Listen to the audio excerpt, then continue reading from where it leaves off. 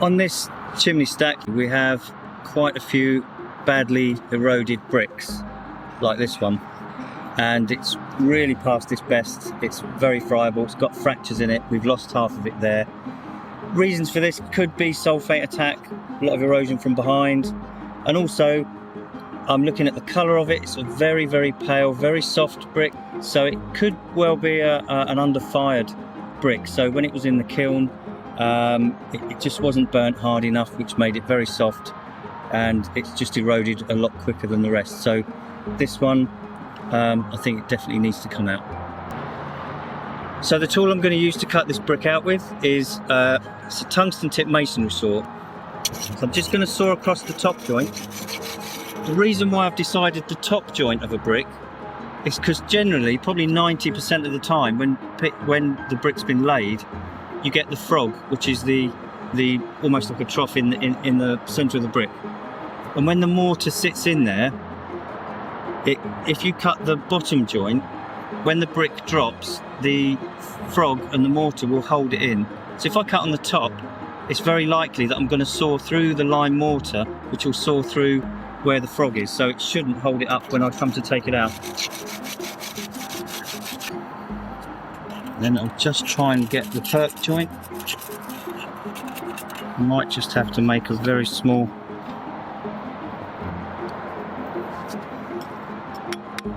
taking away a bit. It's moving already.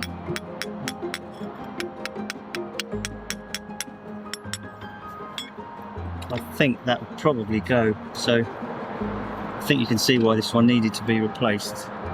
If we just pull that out.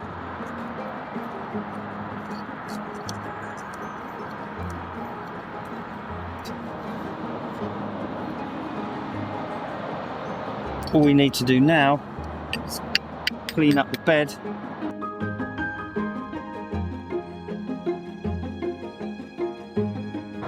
So now we've removed the brick, it's quite a good opportunity now to see that it is only 4 inches, 100mm, and you can also see the flue dividers, which are known as the mid feathers or withies. The brick we've chosen to replace this, it's a new brick. This one came from Lynn Mathias, who donated these, and they still use the wood-fired kiln, which produces these lovely colours. And I chose it because it's quite a good match here for these, because you can see these are wood-fired.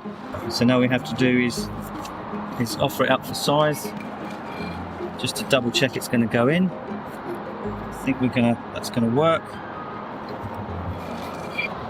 Right, so as before, this is very, very dry surface. I just need to wet it down a bit.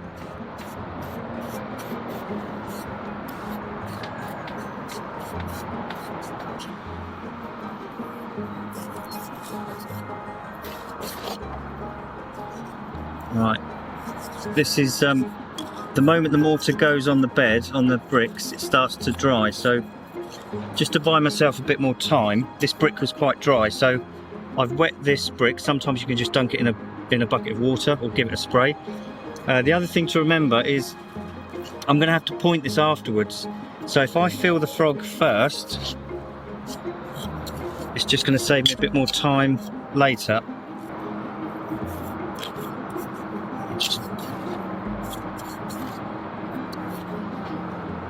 Just stick a bit more there. I'm not too worried if there's not that much on there, because I can point that after. I'm going to leave the top because I'm going to point that when this is in. And the important thing is this one's on the end, so I want to make sure it's about in line with the one next to it. There's no excess, which is good. And then I'm going to use this level, but I'm using it really just as a straight edge, because I want this brick to touch the level. I'll just compact it there, then I can point this, press it in so it's got a good bond, and I'll give it a point in a minute.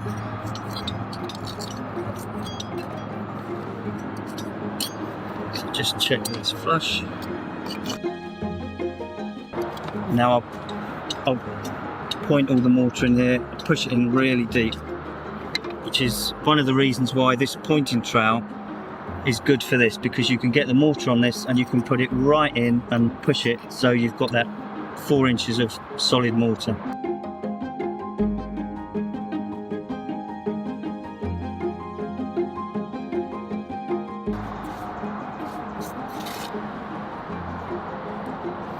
One of the reasons why the bricks do have frogs is because, well, it helps with clay saving for a start, and it also helps with the drying process. It helps the clay to dry quicker before it's put in the kiln. And I think that's the brick replacement done. And considering this is a new one, I don't think that's a bad match for the existing.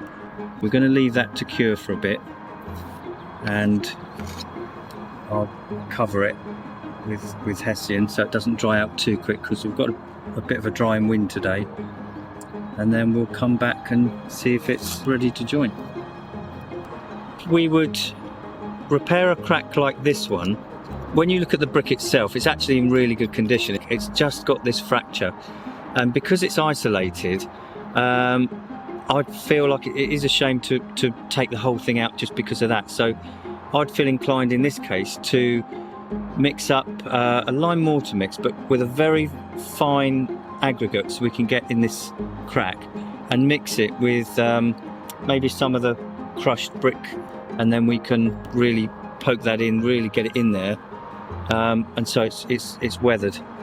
It's going to be better than leaving it, but I don't think that needs to be removed.